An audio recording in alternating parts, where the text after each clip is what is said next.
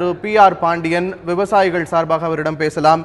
திரு B.R.. Pandian, நீங்க சொல்லுங்க. இப்போ காவிரி மேலாண்மை குழு புதிய முடிவுகளை எடுத்திருக்கிறது. 3000 கன அடி நீர் வீதம் 10 நாட்களுக்கு தண்ணீர் திறந்து விடுவதற்காக அவர்கள் முடிவு செய்திருக்கிறார்கள். இந்த முடிவை விவசாயிகள் எப்படி பார்க்கிறாங்க? உங்களுடைய மனநிலை இப்ப எப்படி இருக்கு? மனநிலைக்கு ஏற்ப செயல்பட வேண்டும் என்று எதிர்பார்க்கவில்லை. உண்மை நிலைக்கு ஏற்ப மேற்பார்வை குழு உத்தரவிடும் என்று நம்பியிருந்தோம். ஆனால் உண்மை நிலைக்கு மாறாக விவசாயிகளுக்கு பாதுகாக்காத வகையில் ஒரு தீர்ப்பு அளித்திருப்பது வேதனை அளிக்கிறது. குறிப்பாக இன்றைக்கு இருக்கிற மேட்டூர் அணைக்கு வந்திருக்கிற தண்ணீரை வைத்து தமிழ்நாட்டில் சாகுபடி பணிகளை மேற்கொள்ள முடியாது. இந்த சூழ்நிலையில் மேற்பார்வை குழு ஒரு நம்பிக்கையோடு இருந்தோம், உரிய தண்ணீரை வழங்கும் என்கிற எதிர்பார்ப்பில் இருந்தோம்.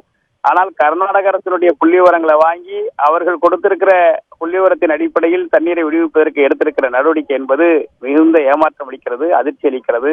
எனவே இது மறுபரிசீலனை செய்ய வேண்டும். இந்த சூழ்நிலையில் நாளைய தினம் உச்சநீதிமன்றம் கூட இருக்கிறது.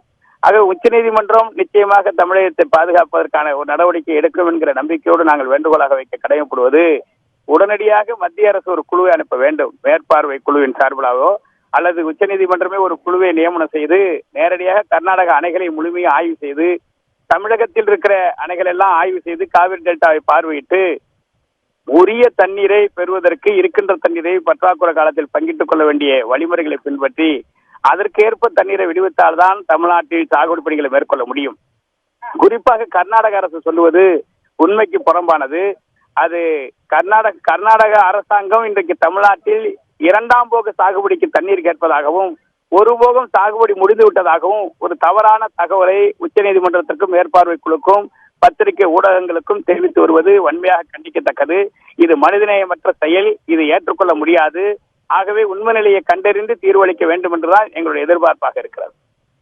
பி.ஆர். பாண்டியன், இப்போ விவசாயிகளுடைய நிலைமை எப்படி இருக்கு தமிழ்நாட்டில்?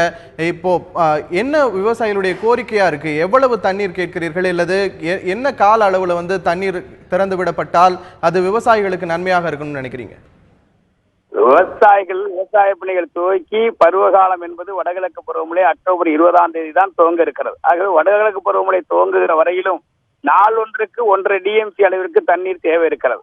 ஆகவே இந்த தண்ணீரை கணக்கிட்டு அந்தக்கான தண்ணீரை பெற்றுக் கொடுத்தால்தான் விவசாயிகள் தீவிரமாக ஈடுபட முடியும். இன்றைய நிலையில் விவசாயிகள் நேரடி விதைப்பு என்கிற முறையில் கோடை உழவுதான் செய்து கொண்டிருக்கிறார்கள் தவிர நம்பிக்கையே இல்லாத சூழ்நிலையில் விவசாயிகள் இன்றைக்கு விவசாய தொழிலாளர்கள் வேலையிலிருந்து அண்டை மாநிலங்களில் சென்றிருக்கிறார்கள். எனவே நான் இந்த நேரத்தில் கேட்டுக்கொள்வதெல்லாம், தமிழ்நாட்டில் விவசாயிகளை வாழ விடுவதற்கு உச்சநீதிமன்றம் தான் வழிகாட்டும் என்று எதிர்பார்த்திருக்கிறோம். மேற்பார்வை குழு அளித்திருக்கிற தீர்ப்பு ஏற்கத்தக்கதல்ல. இது எந்த வகையிலும் தமிழக விவசாயிகளுக்கு போதாது. இது விவசாய பணிகளை துவக்குவதற்கே நம்பிக்கை இல்லாத நிலை இருக்கிறது. 90 அடி அளவிற்கு கூட இன்னும் தண்ணீர் ஏறவில்லை. அணையே ஏற்கனவே மேட்டூர் அணை 30 அடிக்கு மேல் மண்ணால் சுருக்கப்பட்டிருக்கிறது. 60 அடிக்கு குறைவான தண்ணீர் தான் இன்றைக்கு இருப்பு இருக்கிறது.